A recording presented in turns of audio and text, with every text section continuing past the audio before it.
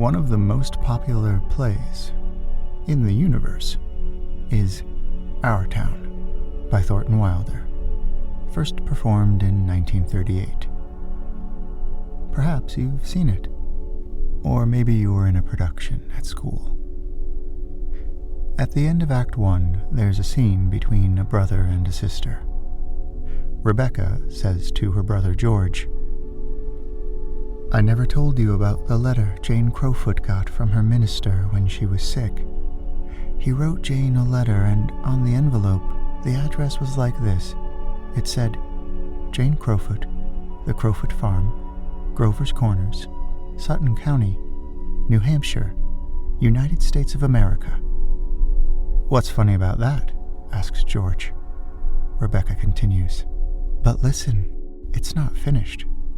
The United States of America, continent of North America, Western Hemisphere, the Earth, the solar system, the universe, the mind of God. That's what it said on the envelope." "What do you know?" says George. "And the postman brought it just the same," says Rebecca. "What do you know?" says George. So many of life's problems are caused by our own insistence that our lives are small, that we are separate beings, bumping into other separate beings, like billiard balls in the grand cosmic felt.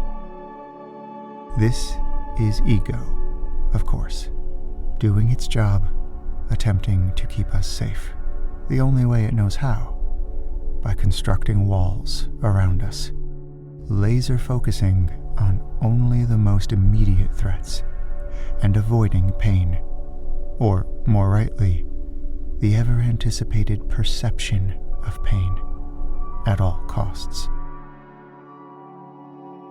The ego prefers that we exist in what the dancer and choreographer Martha Graham called the queer divine dissatisfaction of the present moment. And to be sure, artists of all stripes, from the painter to the mathematician, may thrive in this divine space, this space of ego and separation and longing. The novelist Zadie Smith wrote, "Resign yourself to the lifelong sadness that comes from never being satisfied."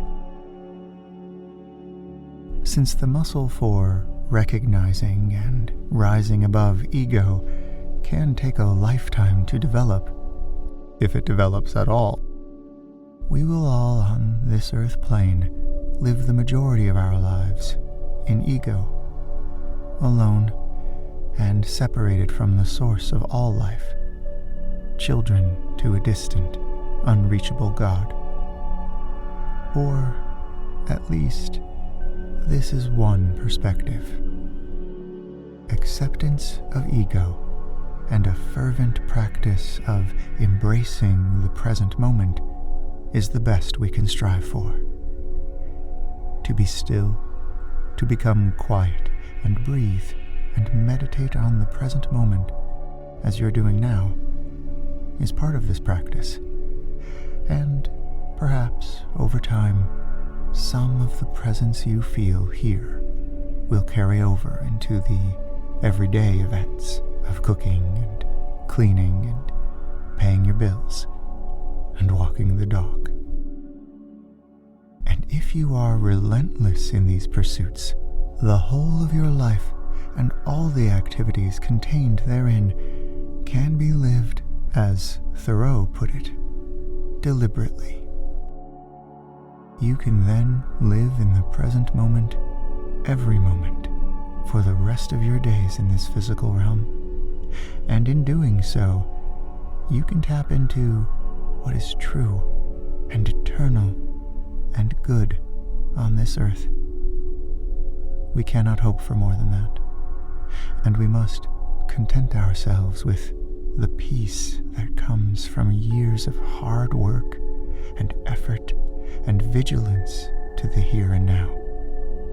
What more could we possibly do? As the old proverb goes, better the devil you know than the devil you don't. Well, we, your otherworld love, we know the devil is a fiction, a fantasy concocted to frighten little children, a stick to God's carrot.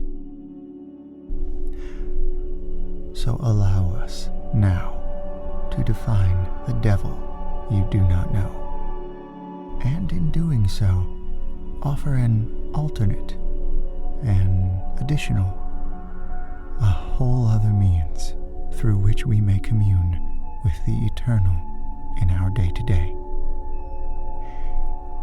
It is through an awareness of and an appreciation for the mind of God, the great cosmic brain of which we are all a vital part.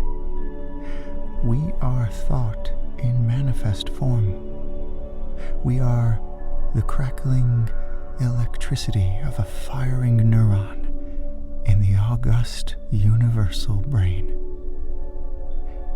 Our awareness, our consciousness, is how the universe comes to know itself. For we are the universe, and it is us. And just as different parts of our brains are responsible for different aspects of our existence, we are that within the mind of God that is responsible for the fiery embers of universal consciousness, glowing sparks born from the death of stars. We are a light in the forest of the cosmos. This meditation, then, is not meant to admonish you to remain steadfast in spiritual pursuits, but rather simply to remind you that you are already spiritual by your very nature. You are already connected and grand and eternal, and you cannot achieve what you already are. Of course, the ego loves a spiritual mindset. One of the ego's proudest inventions is the notion of holier than thou. But the ego cannot thrive in eternity, for its nature is temporary. Your nature is eternal, and the ego cannot flourish in connectedness, for its worth is measured in the singular, and you, as Whitman said, contain multitudes. Dear one, live then in the eternal as best you can. Be always in this moment, and live in fellowship with nature, of which you are a part. Love others. Befriend an animal.